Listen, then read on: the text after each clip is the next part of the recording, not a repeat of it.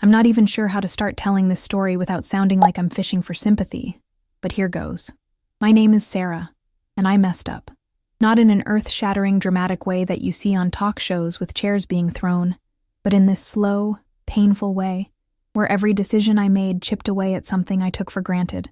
I've been married to Mark for 3 years. We're solid. At least, that's what I always told myself. But it turns out there's a difference between solid and stuck. And I think I was stuck long before I realized it. So when I think about where it all started, I guess the short version is, I faked being sick to avoid spending the night with him and his colleagues just so I could go out dancing with my friends. But the truth is, it's more than a lie. It's the moment that showed me how I drifted from him, and maybe from myself. It wasn't like I woke up one morning and thought, I should lie to my husband. It was a bunch of tiny build-ups. The nights when he'd stay late at work and I'd watch some random show alone. The dinners where we only talked about bills or errands. And the Sundays we spent quietly scrolling on our phones next to each other on the couch. Our life became routine, and that routine was comfortable for a while. Then it started to feel like a weight. Like every day I had to gear up for the same old conversations and the same old jokes. I don't even think Mark noticed how restless I was becoming. Or if he did, he believed it was just a phase. I remember the first time I felt that nagging itch to do something that wasn't part of our schedule. It was small. He suggested we go to the same burger place we always go on Fridays, and I just blurted out that I wasn't hungry. I ended up microwaving leftovers at home while he ordered takeout alone. It wasn't that I hated him or anything. I just hated knowing exactly how our night was going to play out. We'd talk about his day, maybe watch a movie, and go to bed. It was all so predictable I could scream. But the notion of actually discussing it with him felt scarier than just lying my way out of it. Because what if I admitted I was unhappy, and he tried to fix it with something superficial, like a trip or a date night? That might temporarily ease the boredom, but not the deeper root of it all. I was too cowardly to face that. So the dinner with his colleagues was the next big routine checkpoint. Dress up, smile politely, ask them about their families, pretend to be the bright and shining wife who thinks her husband is the greatest. Mark isn't a bad guy. He's supportive, sweet, stable, but maybe too stable. I wanted something else, something different, even if I didn't know exactly what that meant.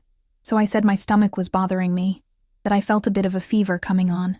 He looked concerned, asked if he should stay, and I lied again. I told him to go without me, that I just needed sleep.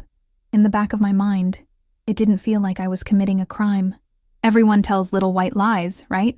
That's what I told myself, at least.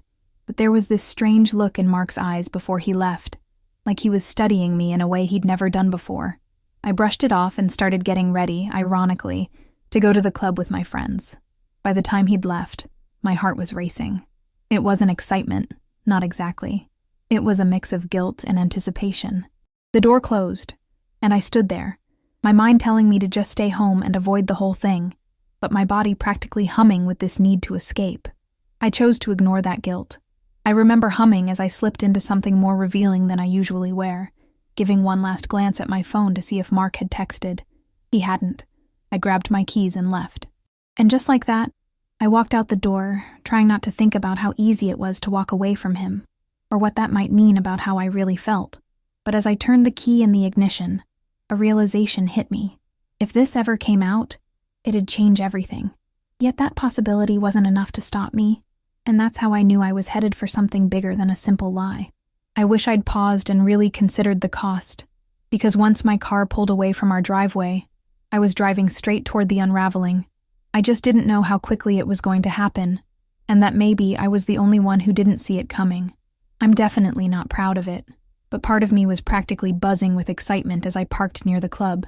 My friends were waiting on the sidewalk, dolled up for a night of dancing, laughter, and who knows what else. I felt this strange surge of adrenaline, almost like I was stepping into someone else's life. "Sarah, you look fantastic," my friend Alicia said when she saw me, giving me a once-over. She teased that I must be up to no good, ditching Mark and all. I just shrugged, forcing a laugh. Alicia has known me for years, but she rarely sees this side of me, if it was even a side at all. I guess it was more of a fleeting persona I tried on, wanting to forget that I was someone's wife, someone's predictable partner. Inside, the music pounded so loudly I could feel it in my chest. Colored lights sliced through the darkness in sharp flashes, illuminating swaying bodies packed close. The air was thick with perfume, sweat, and the electric hum of people out to lose themselves for a few hours. This was such a stark contrast from the quiet I'd have had at the dinner with Mark's colleagues, where I'd have been smiling politely, nodding along, sipping my single glass of wine. Here, I could be a different person. No polite smiles, no mild conversation, just raw, pulsing energy. And for a moment, it felt glorious. I was a balloon that had been ready to pop under the pressure of routine, and now I was finally letting myself float. But here's the thing about adrenaline-fueled freedom. It doesn't erase guilt. If anything, it stands right next to it, making everything that much more intense. I'd be laughing and dancing, then a flash of guilt would surge through my mind. Mark's face, that furrow of concern he had when he asked me if I needed anything before he left. I started telling myself it was just one night, that I deserved to blow off steam. That little pep talk only worked until I saw someone who recognized me. It happened in a split second. I was heading to the bar to get a drink, and this woman caught my eye. She was a friend of Mark's cousin, or something like that. I'd met her exactly twice before, but she definitely recognized me. She gave me this slow, questioning smile, like she wasn't sure whether to wave or walk over. In the deafening music, I felt her eyes flick over my outfit, my hair, my expression. My heart hammered in my chest in a very different way than it had just moments before. I quickly pretended not to see her, spinning on my heel and heading straight back to my friends, and that's when fear tumbled in, hitting me like a cold shock. If Mark's circle heard I was out, and I was supposed to be sick, he'd find out for sure, but it was too late to turn back time. I stood there feeling all that excitement drain out of me, replaced by a nauseating swirl of anxiety. I tried to keep dancing, but my mind was too busy imagining how the news might travel. Maybe she wouldn't mention it. Maybe she'd forget by tomorrow. Or maybe she'd text Mark's cousin that very night. Each minute that passed felt like I was waiting for the axe to drop. Eventually, I told Alicia I needed to head home. She protested, because we'd only been there about an hour, but I couldn't shake the panic. I said I had an early morning. Lame excuse, but better than the truth. I lied to my husband so I could come out, and now I'm too terrified to have fun. I left, hopped in my car, and drove back, feeling none of that earlier excitement. As I pulled into the driveway, the windows of our house were dark. Mark was probably still out, or maybe he'd gone to bed, assuming I was asleep and feeling under the weather. I sat there, staring at the empty house, thinking about how the night was supposed to give me a taste of freedom, but it ended up feeling like a dirty secret. I knew in that moment that something in me had shifted. I wasn't content, but I was also not the person who could casually pull off a lie like this without consequences. And that little seed of dread started to take root, because deep down, I suspected Mark already knew something was off. I just didn't expect how thoroughly he was going to call me out. In the morning, I woke up with that heavy sense of dread in my stomach. I was so used to Mark's usual morning routine, coffee brewing by 7 a.m., him reading the news on his phone, quiet greetings as we passed each other in the hallway. Nothing about it used to make my heart pound. But today, I lingered under the covers, feeling like a teenager caught sneaking in after curfew. Finally, I forced myself up and ambled into the kitchen. The coffee pot was half full, and he was sitting at the table. He didn't say good morning. He just looked up with tired eyes and asked me how I was feeling. I lied through my teeth, giving him a practiced half smile. Better, I said. Thanks for asking. He stared at me for a second too long, then nodded and turned back to his phone. The silence between us was thick. Usually, I'm the one who can't handle awkward pauses, so I rushed to fill it. I asked how dinner was, if his colleagues had a good time. He answered in monosyllables. Something inside me twisted. It was a heavier tension than usual. I swallowed hard, told myself maybe he was just tired. But then he said casually, "Oh, by the way, ran into Claire. She said she saw you out last night." Claire. That was the woman's name. I couldn't remember it in the club, but I recognized it instantly now. My stomach did a slow flip, and I swore I felt my heartbeat in my throat. So she wasted no time. I tried to play dumb. "Claire?" I asked, blinking rapidly, as though that might help me come across as clueless. He didn't elaborate, so I backpedaled. I mean, I was feeling better later on, but I didn't think I'd see anyone I knew. There. I said it. I admitted to going out, hoping if I confessed just enough I could gloss over the rest. He set down his phone, folded his arms, and regarded me with an expression I couldn't decipher. Disappointment? Curiosity? Maybe a mix of both. After a beat, he said, "Guess it was just a 24-hour bug, huh?" I opened my mouth to apologize or explain, but the words tangled on my tongue. I felt that flush of guilt rise to my cheeks, and it only made me more defensive. "I just needed a break," I said, trying to keep my voice steady. "From what?" he asked, his voice quiet. And there it was, a question so simple and yet so loaded. I almost spat out 100 different answers. From your colleagues, from our boring routines, from feeling like a caged animal. But I said none of that. Instead, I mumbled something about not liking those dinner events, how they feel forced. It sounded weak even to me. He gave me a slow nod, like he'd been watching this train approach a broken bridge for miles and was bracing for the inevitable crash. I felt a sharp stab of panic. It was like my lie had hardened into a wedge between us, and I couldn't figure out if he was angrier that I lied, or that I wanted to lie in the first place. For a moment, neither of us spoke. The silence roared. I sipped my coffee just to have something to do with my trembling hands. I thought about breaking the tension, reaching over to touch him, but I knew it would come off as insincere, so I did nothing. A minute later, Mark just said he had to get to work and left. The door closed softly behind him. The unspoken words felt deafening. I stood there feeling 1,000 impulses at once. Text him, call him, pretend nothing happened. Instead, I stared at the clock on the microwave, wishing I could rewind time to before I got dressed for that club. But even then, deep down, I knew that it wasn't just about the club.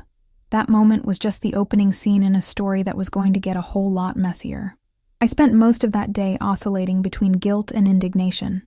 Whenever my mind drifted to Mark's quiet disappointment, I felt awful about how I'd handled the situation. But then a nagging voice reminded me that I needed something different in my life. I convinced myself that if Mark truly understood me, he'd see that I was suffocating. I couldn't tell if I was justified or just making excuses. By early afternoon, I was mentally exhausted from the back and forth. I started cleaning the house in a frenzy, wanting to scrub away the sense that everything was out of place. But all I managed to do was agitate myself more. When Mark came home that evening, he seemed subdued, almost polite. He asked if I wanted to order pizza or cook, and the simplicity of the question rattled me. I gave some non-committal answer, and we ended up with a half-hearted spaghetti meal. We ate in near silence. Every minute made me feel more on edge, like I was waiting for him to explode and yell at me for lying. Part of me wanted that, honestly. At least it would force the conversation we were both avoiding. But he didn't. He just quietly put his dish in the sink and went to watch TV in the living room. I tried to join him on the couch, but the tension felt physical. He was there in body, but he might as well have been on another planet. I rambled about something inconsequential, the neighbor's weird new lawn ornament or a coworker's annoying habit, and he just nodded occasionally, not really engaging. Eventually I gave up and retreated to the bedroom. Lying there in the dark, I replayed how easily I had lied. That moment haunted me. It wasn't like I had paused and thought, maybe I shouldn't do this. The words came out naturally, like I'd been lying to myself for so long that lying to Mark felt like second nature. Worse, I started to wonder how many other little lies had peppered our marriage, unacknowledged. Was I always this person, or did I become her out of boredom and restlessness? The next few days followed a similar pattern. Mark was polite but distant. I was guilty but defensive. We tiptoed around each other in this awkward dance. I'd cook his favorite meals, half hoping it would warm things up between us, but it mostly felt like forced niceties. The more I tried to fix it, the more artificial our interactions became. We'd exchange good mornings and good nights, but the space between those greetings felt massive, like we were on opposite sides of a canyon. I started dreading the quiet moments because they forced me to confront the possibility that Mark might bring up the lie. Or worse, he might never bring it up, and let the distance grow until neither of us could pretend we were okay. And that's the thought that kept me awake at night. What if this one choice, this one moment of lying about being sick, was actually the key that unlocked a door we'd both been quietly bracing against? Because the truth is, I'd felt uncertain for a long time, but maybe I never admitted it because I didn't want to lose what we had. Now, the uncertainty was in the open, a ticking time bomb waiting to explode our marriage from the inside. I found myself playing out different scenarios in my head, confrontation scenes where we both shouted our truths, tearful apologies and reconciliations, or maybe quiet civil decisions to go our separate ways. Each possibility made my chest tighten in fear, yet a small part of me felt almost excited. Was that sick? To find a tiny spark of excitement in the midst of what might be the slow unraveling of our marriage? Every so often I would hear Mark sigh heavily in another room, and I wondered if he was going through the same roller coaster of thoughts. But we never asked each other. We just coexisted. It was as if we were waiting for the other to make a decisive move, to call us out for living like awkward strangers. One night, after dinner, I saw him scrolling through something on his phone, his face lit up by the screen, his expression blank. My stomach flipped when I realized he might be reading some text about me from a friend who'd seen me at the club, or maybe searching for a hotel because he wanted to leave for a while. I had no idea if my fears were real or just paranoia, but I knew one thing for sure. The more I tried to read his mind, the more I was forced to look at my own reflection. And what I saw there was someone who was too afraid to admit she was restless, unhappy, and starting to resent her own life. The question was, how long before Mark forced me to own up to everything? I wish I could say I had a grand revelation one morning, that I woke up determined to talk to Mark honestly about what was going on in my head. But I didn't. Instead, I let my internal tension build until it was practically humming under my skin. Every time I looked at him, I felt a swirl of emotions. Fondness for the man I used to adore so wholeheartedly, guilt for betraying that adoration, fear that I'd destroyed something we couldn't fix, and a strange stubbornness that whispered, "Why should you have to justify yourself?" I was in this bizarre emotional limbo, and I suspect Mark was too, though I obviously can't speak for him. One night, about a week after the incident, I tried to initiate intimacy, hoping physical closeness might bridge the emotional chasm. It was awkward. He was hesitant, his touches uncertain, as if he wasn't sure if he had the right to be angry at me, or if he should just pretend nothing was wrong. When we kissed, it felt mechanical, like we were running through a script of how married people are supposed to make up after a fight. Neither of us said a word about my lie, or the club, or what it all meant. It was just bodies seeking comfort in the only way we knew how. But once it was over, the emotional distance still loomed. The next day, he left for work early without waking me. Normally, he'd give me a light kiss on the forehead, but this time, nothing. The quiet departure stung more than if we'd fought. It was like he was slowly receding from me, like a tide pulling away, and I had no anchor to hold him close. I spent the morning pacing, checking my phone repeatedly for a text or call that never came. By noon, I was restless enough to drive myself to the gym just to burn off nervous energy. Even there, running on the treadmill, I couldn't outrun the guilt. Memories of our earlier, happier days kept popping into my head, the lazy Sundays we'd spend binge-watching shows, or the spontaneous drives to the coast. I questioned how we went from that honeymoon phase to me faking an illness just to get away for a night. On the way home, I stopped by a coffee shop, almost tempted to text him to see if he wanted something, but I didn't. Fear of his indifference won out. By the time I walked into our house, the only sound was the hum of the fridge. This was our home, but it was starting to feel like empty walls and floorboards that echoed every uneasy step I took. Then, around 6 in the evening, I heard Mark's car pull up. My heart thudded as the garage door slammed. He walked in slowly, loosened his tie, and just stood there in the doorway for a moment, looking at me. I couldn't read his expression. When I asked how his day was, he gave a monosyllabic answer. We ate dinner in near silence again, the occasional clink of silverware on plates making me flinch. I wanted him to say something, shout, accuse me, anything. But the longer we went without addressing it, the more I felt like I was the one who had to speak up. Yet every time I tried, my words got stuck in my throat.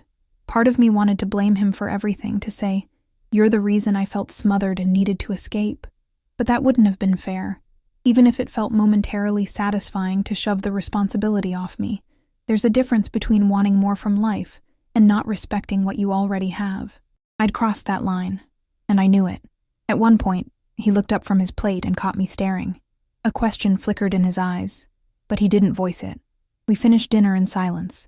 He stood up, placed his plate in the sink, and walked out of the kitchen.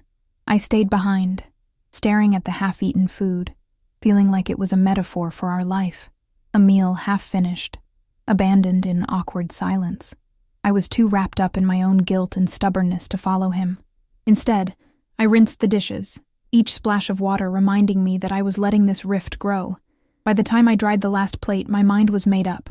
If he wouldn't confront me, I would confront him. I walked down the hall toward the living room, heart pounding, determined to say something, anything, to break the silence. But when I reached the doorway, I saw the look on his face, and I knew I was already too late. I stood there, clutching the doorframe, trying to gather the courage to start talking, but Mark beat me to it. He turned off the TV, set the remote aside, and looked straight at me.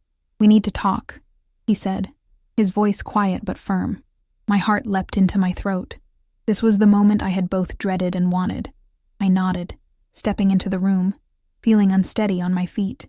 He motioned for me to sit on the couch, but I hovered for a second, considering whether it was safer to stay standing, like I could run if it got too intense. Finally, I sat down, trying to ignore how my legs felt like jello. He was silent for a moment, gathering his thoughts, and the tension in the room was suffocating. Eventually, he said, "I don't care that you went out, Sarah. I care that you lied about it." The plainness of his statement hit me like a slap. No yelling, no theatrics, just the core of the issue. I swallowed hard, trying to find the words to respond. "I'm sorry," I began, but my voice wavered. I needed a break from everything. "From me?" he asked, eyebrows knitting together. His gaze wasn't accusatory exactly. It was more a desperate sort of confusion, like he was trying to understand something that had been gnawing at him for a while. I shook my head automatically, then stopped, because that wasn't entirely true. "I don't know," I admitted. From the routine, from feeling, my words trailed off. The frustration of not being able to articulate it made me feel like I was about to burst. Finally, I forced out, "I feel stuck. I feel like we do the same thing every day, and I can't breathe sometimes." He leaned back, exhaling a long breath. "You should have told me," he said, but it sounded more exhausted than angry. There was a pause before he added, almost bitterly, "Instead of pretending you were sick and sneaking around behind my back. You know how that makes me feel?" He didn't wait for my answer. "Like I've been blind this whole time, and you've been resenting me for it." Guilt flared in my chest. I just didn't want to hurt you. And I didn't want another forced conversation. "You have to know how it is. You always say everything's fine, that we're fine, and maybe I believed that for a while, but I'm not sure anymore." Even as I said it, I felt a pang of shame. I was basically confessing that I'd rather lie than face our problems. I could see that realization in his eyes too, and it stung. We lapsed into another bout of silence, the words we'd just exchanged hanging heavy in the space between us. I wanted him to tell me he understood, that we could fix this, that he'd fight for us, but he just looked away, raking a hand through his hair. "If you're unhappy, Sarah, what do you want me to do?" His question was raw, and for a second I hated him for making me responsible for the answer, because I didn't know. I wanted excitement, but I also wanted the safety of his steady love. I wanted to be free, but I also wanted to be protected. I couldn't have both, and I wasn't sure which one I was willing to sacrifice. I blinked back sudden tears, feeling like I was on the edge of a precipice. "I don't know," I whispered. He nodded, like my uncertainty confirmed his worst fears. After a moment, he murmured, "Then I guess I don't know either." Something in his tone told me that was more than just confusion. It was a line being drawn. My chest tightened as the weight of our unspoken questions bore down on me. I wanted to say something, but for once, words deserted me. We just sat there, two people who used to share everything, now barely able to look each other in the eye. And as I heard the echo of my confession, "I'm not sure anymore," I realized we were standing at a crossroads. Either we confronted the ugliness of this truth, or we let it swallow us whole. But what terrified me most was the possibility that even if we confronted it, it might be too late to save us. I forced myself to meet his gaze again, trying to find a shred of hope, but all I saw was the reflection of my own uncertainty. He left the house later that evening, saying he needed some air. I watched from the living room window as his taillights disappeared down the street. That moment felt surreal, like I was watching our relationship drive away with him. My phone stayed silent. The minutes stretched into an hour, then 2. I considered calling him, but something in me resisted. I was afraid he'd say he needed more than a little air. Maybe he needed space from me. So I stayed, pacing around the house. At some point, I sank onto the couch, hugging a throw pillow, feeling pathetic. When he finally came back, I was in the same spot. He didn't say where he'd been, and I didn't ask. There was a moment where our eyes met, and I saw how tired he looked. Tired in a way that wasn't just physical. Tired of the tension, the half-truths, the unspoken resentments. He went into the bedroom without a word. I followed him, trying to think of something to say, but he'd already closed the door.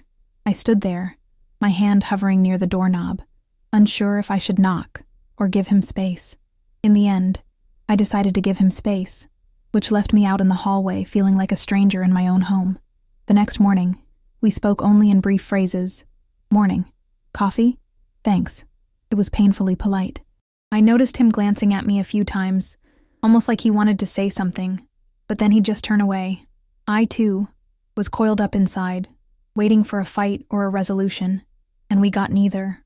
After he left for work, I told myself I needed to do something real, something tangible to address this, so I planned a nice dinner for that evening, something special I hadn't cooked in a while. Was that a shallow attempt to paper over a deep crack? Maybe, but at least I was trying. When he got home and saw me fussing over a fancy-looking dish in the kitchen, he looked surprised. He sat down, and we ate, making small talk about his day at work, the weather, the new bookstore downtown. It felt almost normal, until it didn't, because no matter how much we pretended, the underlying question still hung there. Are we okay? And the answer was obviously no. I couldn't stand the tension anymore. After dessert, yes, I made dessert like some 1950s housewife. I blurted out, "We need to really talk." He set his fork down, wiping his mouth with a napkin slowly before meeting my gaze. "Okay," he said. "Talk." I felt my pulse hammer. I couldn't believe how nerve-wracking it was to speak to my own husband. "I'm sorry," I started, words pouring out. "I know I screwed up by lying about being sick. It's not just that, though, and I think we both know it.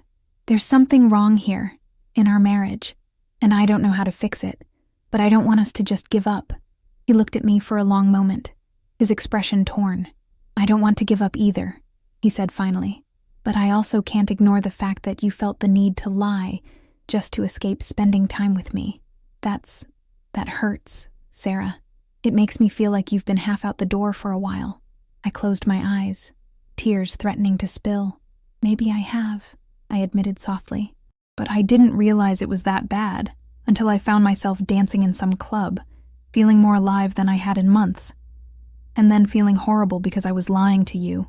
I should have told you I needed a night out, but I was afraid you'd judge me. He let out a heavy breath. "I'm not some dictator. If you need space, you can tell me.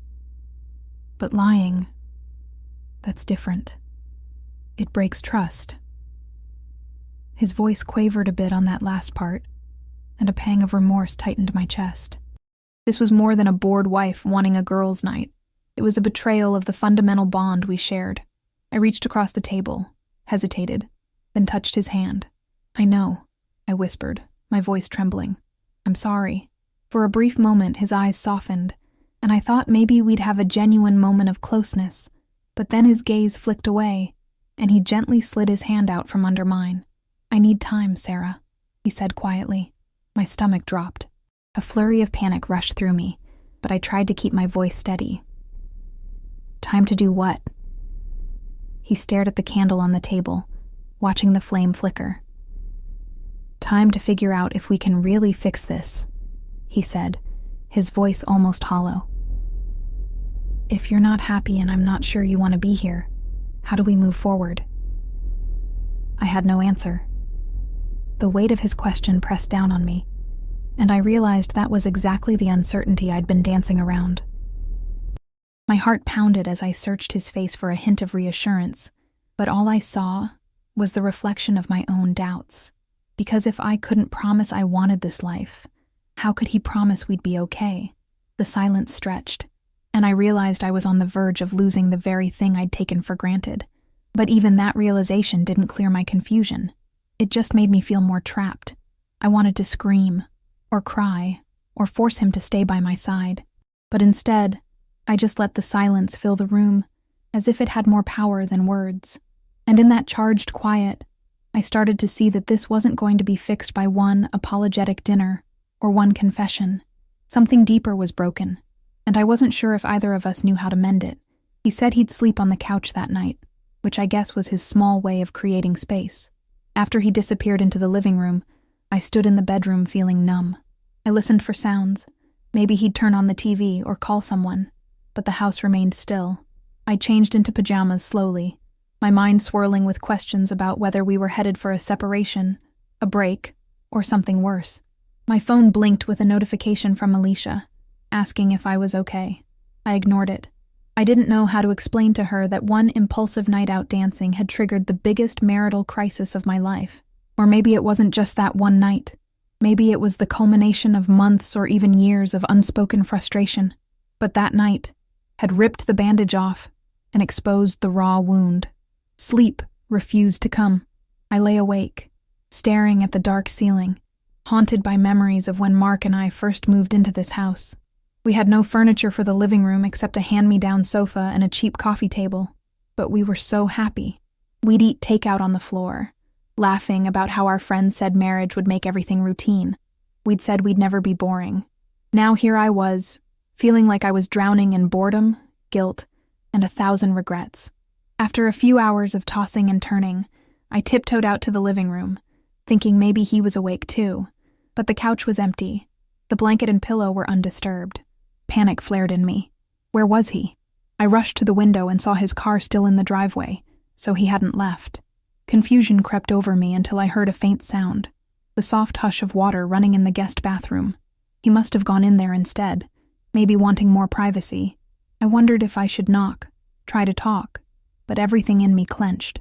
I was terrified of another rejection, of hearing him say he needed more time, or worse, that he'd made up his mind already. So I turned off the hallway light and went back to bed, my thoughts spinning in the darkness until exhaustion finally claimed me. By morning, I woke to a sense of foreboding. I found him in the kitchen, fully dressed for work, staring at a cup of coffee he hadn't touched. His gaze flicked up to me. "I'm gonna head in early," he said. "We can talk later tonight." I nodded, swallowing the lump in my throat. The day crawled by in that anxious haze. When evening came, I tried to focus on anything but the clock. I'd tidied the house to the point of madness. By 7, I started to worry. He was usually home by now. I texted him. A simple, "You okay?" He replied half an hour later, saying he needed to work late. It wasn't lost on me that maybe he was avoiding coming home. Maybe he was testing the waters of not being around me as much. The realization hurt, and it stoked my own defensiveness. A small part of me whispered, "See? He's shutting you out too." It was a childish reflex, blaming him for a situation I'd set in motion. By the time he finally walked in around 9, I was so on edge that I practically leapt off the couch. I blurted out, "Can we talk now?" and regretted how desperate it sounded. He shrugged off his jacket, looking exhausted. "Sure," he said, and just like that, we found ourselves on opposite ends of the couch, facing down a conversation we could no longer avoid. My heart was thrumming in my chest as I searched for the right words, but I realized he was the one who had something to say. When he finally spoke, his voice was hollow. "I've been thinking about us a lot, obviously. It's not the lie itself. It's that it revealed something bigger. You don't trust me with your feelings." He said it plainly, but it sliced right through my defenses. I wanted to protest, to say I did trust him, that I loved him. But how could I argue with his logic? If I had trusted him, I wouldn't have needed to lie about some dinner party. Instead, I found myself asking, "Do you think we can fix this?" His eyes flickered, and for a moment he looked like he might cry, but he composed himself. "I don't know. I'm willing to try, but only if you're honest with me, and honest with yourself about what you want." My breath caught, because that was the core issue. I wasn't sure what I wanted. Did I want him? Yes, but only if I could also have that sense of freedom, that spark that felt missing. Could I have both? I reached for his hand, and this time he let me hold it, though his grip was light. "I want to try," I said finally, voice trembling. "I do. I just need—" I hesitated, afraid to finish the sentence. "I need to feel like there's more to us than just going through the motions." The intensity of his stare told me my words were both relieving and terrifying to him. He swallowed, nodding slowly. "Okay," he replied. Then we need to figure out what more is. I squeezed his hand gently, a spark of cautious hope forming inside me. But even in that moment, I felt an undercurrent of panic, because admitting we needed change was the easy part. Actually changing, rebuilding trust, figuring out whether our marriage could accommodate both of our needs. That was a different story. And in his eyes, I caught a glimpse of the same doubt. We might be stepping onto a path that was no guarantee of reconciliation. We just knew we couldn't keep pretending. As we sat there in tense companionship, I realized I was both terrified and oddly exhilarated by the truth. But whether this truth would bind us back together or drive us apart was still a mystery, and neither of us had the answer. The following morning, we had a cautious sort of peace. We made breakfast together, not exactly smiling, but at least not avoiding each other's eyes. It felt like a fragile ceasefire rather than a joyful reunion. Mark asked if I wanted to go for a walk later, maybe talk more. I agreed with a tight nod, still uncertain. My stomach was knotted all day, bracing for a conversation that could swing either way. By late afternoon, we were strolling through the neighborhood park, where we used to picnic before life got tangled. He spoke first, voice low and rough. I keep asking myself if we were ever happy, or if I just imagined it. I stopped in my tracks. Of course we were happy, I insisted. We built this life together, didn't we? He looked down at his shoes, kicked a pebble aside. Then how did we get here? The question stung, mostly because I didn't have a neat answer. We walked in silence for a few moments. Then I tried to explain. I guess I felt smothered, but not just by you, by the routine, the expectations, the whole predictable life we settled into. And I let that resentment simmer without telling you, which isn't fair.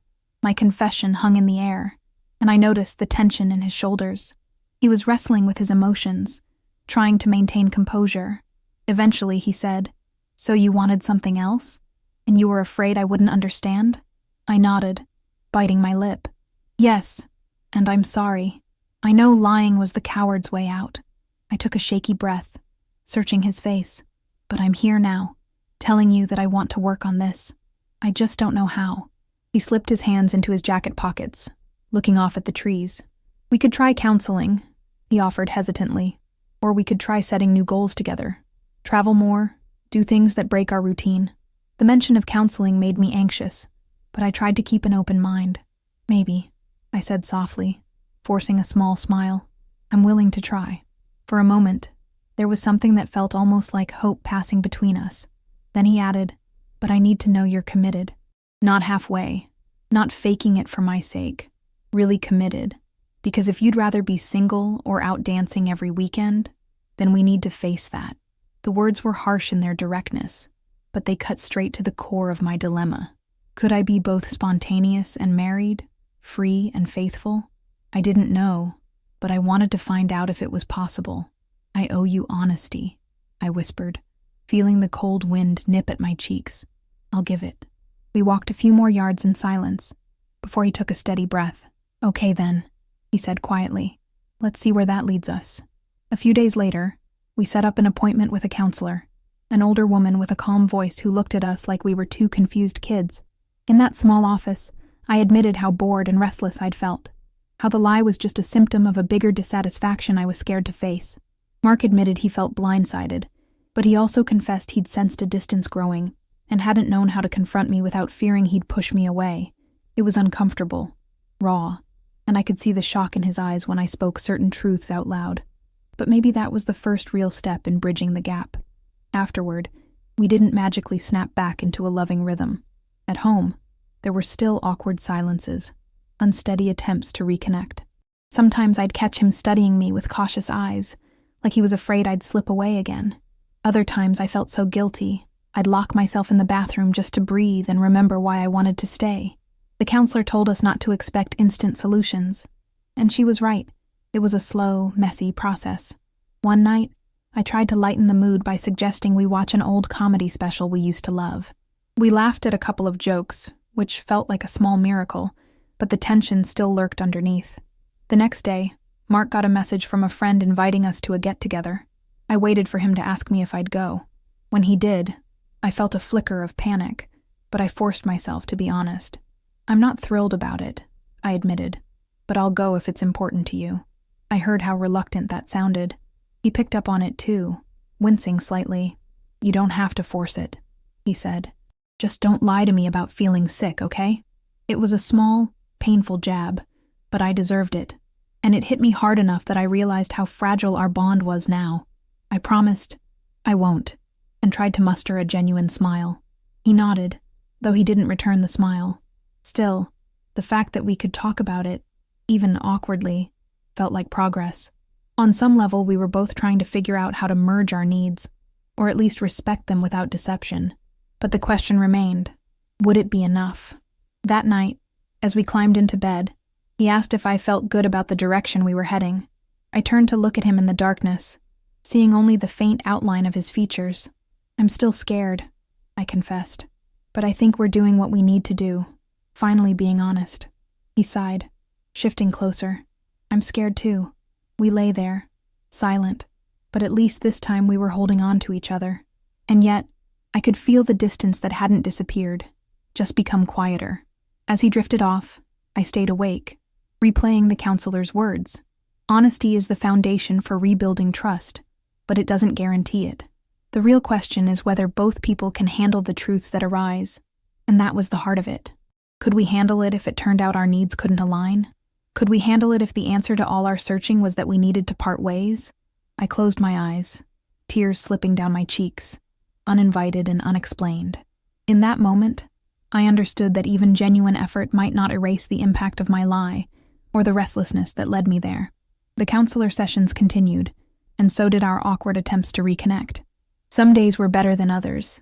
There were times we'd joke like old times, or share a lingering kiss that felt like the spark could reignite.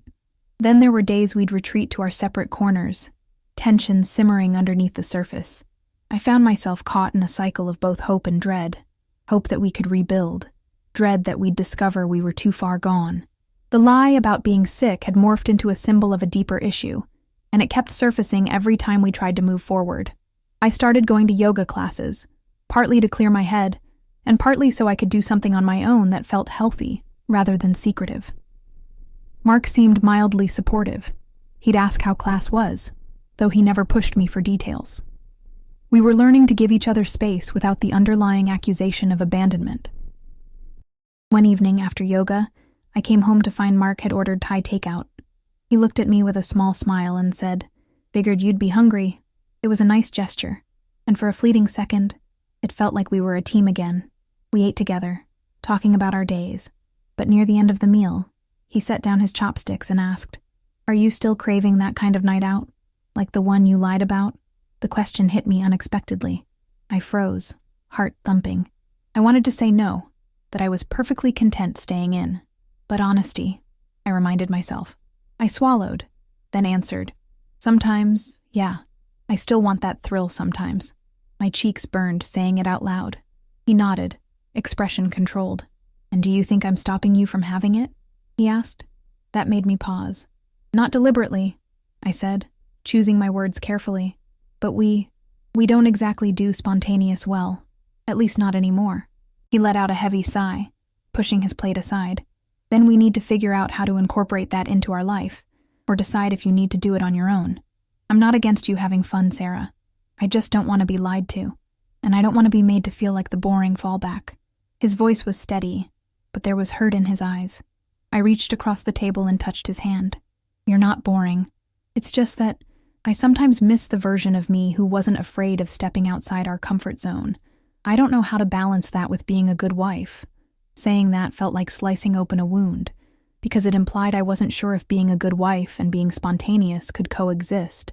He didn't flinch, though. He just turned his hand palm up to clasp mine. "Then let's figure it out. But no more lies, okay?" I nodded, relief mixing with uncertainty. "Okay," I whispered. The vulnerability in that moment was almost painful. We were both raw, trying to learn how to be honest without tearing each other apart. We continued talking late into the night, discussing everything from trying new weekend activities together to carving out separate friend time. It felt like a plan, but also like a shaky blueprint on untested ground. By the time we went to bed, I was emotionally drained, but I felt a flicker of real hope. Yet as I drifted off, I couldn't ignore the question that still nagged me.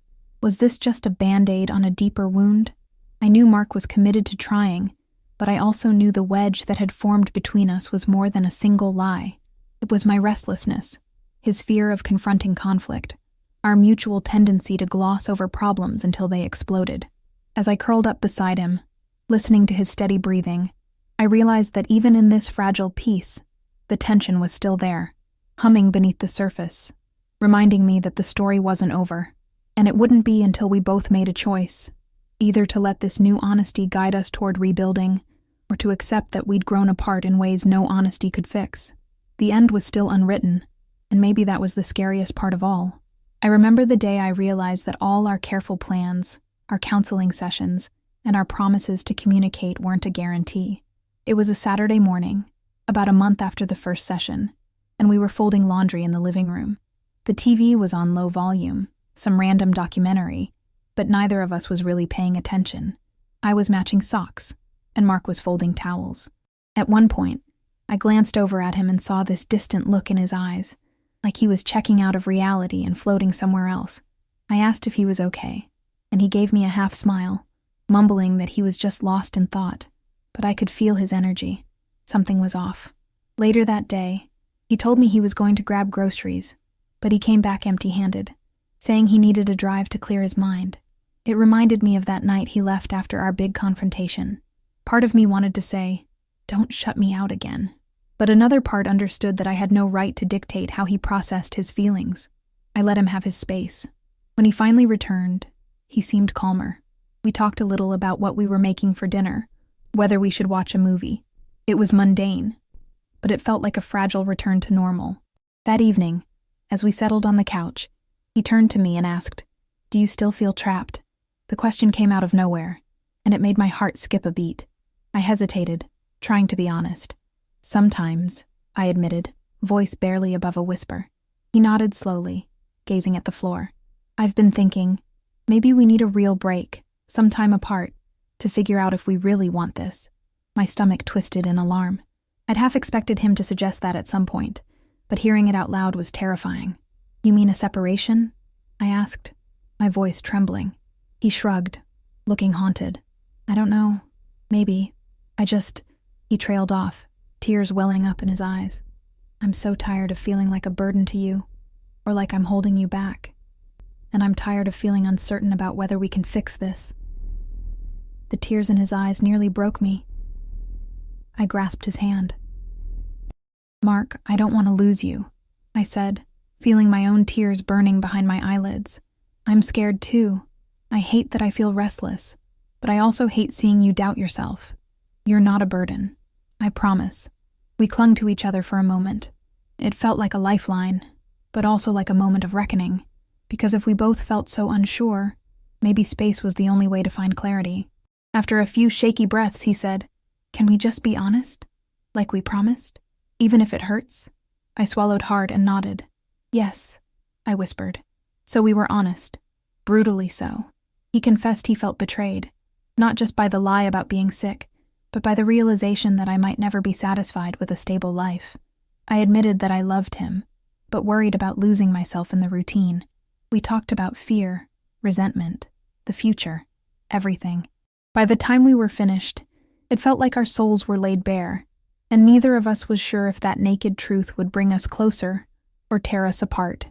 Eventually, we decided that I would spend a week at my sister's place, just to give us some space to think, without the pressure of walking on eggshells around each other. The idea made my heart ache, but it also felt like a possibility to breathe. When I packed my suitcase the next morning, he stood in the doorway, arms crossed, looking torn. "Is this really what we need?" I asked, hating how my voice shook. He walked over, gently taking my hands in his. "I don't know," he said, eyes full of sorrow. "But I think we both need to figure out if we're fighting for something we actually want, or just holding on out of fear." A tear slipped down my cheek, and I couldn't stop it. He wiped it away gently, then let his hand linger on my face. "I love you," he murmured. "I love you too," I whispered back. Then, without another word, I grabbed my bag and walked out the door. I didn't know if I was walking away for a moment or for good. All I knew was that my chest felt like it was caving in. Driving to my sister's, I replayed the entire chain of events. One small lie, one single night of dancing, had peeled back the layers of our marriage until we found the fragile, trembling core. But maybe it wasn't just the lie. Maybe that was just a spark that ignited a fire waiting to burn. I spent that week in emotional turmoil, talking with my sister, crying into my pillow at night, wondering if Mark was missing me, or if he was finding he was happier without me around. Each day felt like 1,000 possibilities. Sometimes I'd picture us reconciling, hugging each other with renewed determination. Other times I'd see us signing divorce papers, shaking hands like distant acquaintances. The uncertainty gnawed at my soul. On the last night of that week, I lay awake in my sister's guest room, staring at the ceiling, and realized I had to make a choice. We both did. Either step into the unknown together, or admit we'd grown apart. And as I closed my eyes against the tears, I knew that the worst part was that neither answer felt entirely right, or entirely wrong. The morning I returned to our house, I felt like I was stepping onto shaky ground after an earthquake. Everything looked the same. The living room, the kitchen, even the faint scent of Mark's cologne in the air. But it all felt different. I left my suitcase by the door, uncertain if I'd need to take it again. Mark emerged from the bedroom, eyes heavy with fatigue. We stood facing each other, caught between relief and anxiety. "Hi," he said softly. "Hi," I replied, voice trembling.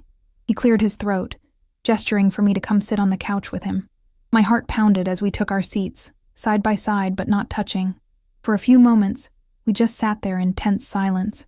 Then he asked, "How are you feeling?" A simple question, but the answer was anything but simple. "Scared," I admitted. "And a little clearer, maybe. I spent a lot of time thinking about what I really want." He nodded, fiddling with the edge of a throw pillow. "Me too." We swapped summaries of our separate reflections. He told me he realized he was clinging to an ideal version of marriage, one where problems worked themselves out. I confessed that I needed spontaneity and personal growth, but I wasn't sure how to integrate that into a traditional marriage framework. At some point, we fell into an embrace. It wasn't passionate or desperate, just two people finding solace in each other's warmth. We stayed like that for a while, letting our breathing sync up. Then we pulled apart, and I could see tears in his eyes again. "I don't want to lose you," he said, voice breaking. "But I don't want to trap you either. If you think you need more than this, I won't stand in your way." My heart clenched. "I do want more," I said, "but I want it with you, if that's possible." He nodded slowly, relief and heartbreak mingling on his face. "Then we keep trying," he said, "but it can't just be words. We have to act on it. We have to keep being honest." I slipped my hand into his. "Deal," I whispered. And for the first time in a long while, I felt a glimmer of hope that was rooted in reality rather than delusion. We talked for hours, hashing out how we'd give each other space for individual interests and still come together for genuine connection. It sounded good on paper. We both knew it would be tough in practice. But the fact that we were finally discussing it openly felt like progress. After the initial rush of renewed commitment faded, a heavy silence settled between us again. We knew we were on a fragile path, one where either of us could stumble. There were no guarantees we'd make it, only a promise that we'd try. As the afternoon wore on, I found myself staring out the window, watching the clouds shift across the sky. Mark walked up behind me and placed a tentative hand on my shoulder. "What are you thinking?" he asked. I turned, searching his face. "That I'm terrified," I admitted. "But maybe that's okay. Maybe being terrified means we're finally being real." He nodded, exhaling slowly. "Yeah," he murmured. "Real is scary." We stood there, neither of us making grand proclamations of a fairy tale ending. Instead, we held on to each other, acknowledging that the future was a question mark. And in that quiet moment, we both seemed to accept that uncertainty was part of life, that it didn't mean we were doomed, just that we were finally stepping into the truth. Whether that truth would bring us closer or eventually tear us apart remained to be seen. But for now, we had chosen not to walk away. We had chosen to face it head on, with whatever love and courage we could muster. Even as doubt still stirred in my chest, I let myself rest against him, content to linger in that raw, unspoken promise for as long as we both needed. And as the sun slipped lower in the sky, casting long shadows across the room, I found myself both hopeful and wary, knowing we had reached a fragile new beginning, a place where the outcome was far from certain, but the choice to try was the most honest thing we had left.